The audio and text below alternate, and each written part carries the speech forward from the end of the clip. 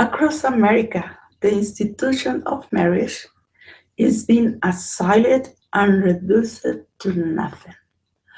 We hear so much about chosen singleness, personal freedom, and cohabitation.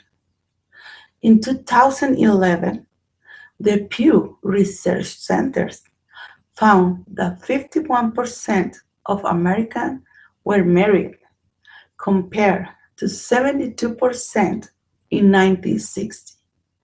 However, rates of cohabitation are rising.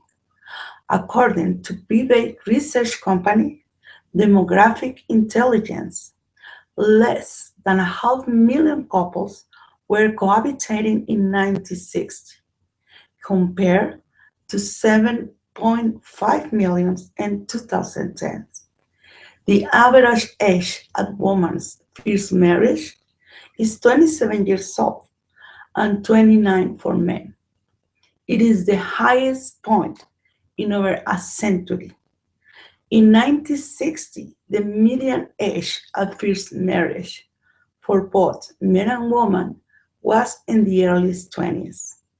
So, the question we must ask ourselves is actually marriage important? Absolutely.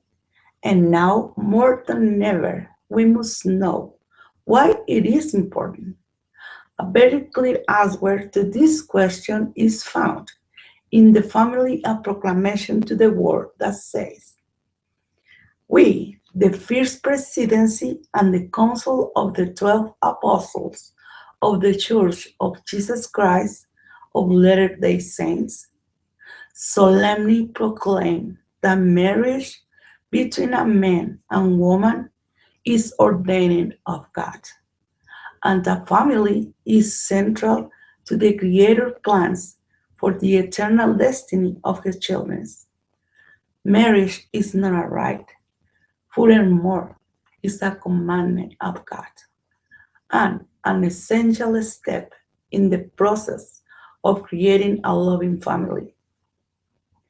As we see, marriage is central to the plan of happiness of our Heavenly Father, and as such, should be promoted and defended by everyone who cares about the eternal destiny of God's children. We, as a followers of Jesus Christ, have the duty to defend and teach this truth to our children, youth, and single adults. Sister Julie Beck said, "We have to know what we are fighting against. If our young people don't understand what they are fighting against, then they cannot prepare for the battle, and neither you." And what are those things that we are fighting against? I'm gonna give you a couple examples of that. First, many people believe that living together prior to marriage serve as an effective testing ground for marriage. But we have so much evidence that shows that not only does cohabitation fail to prepare couples for marriage, but also contribute to decrease marital stability in the future. Another example is the fear to losing freedom with marriage.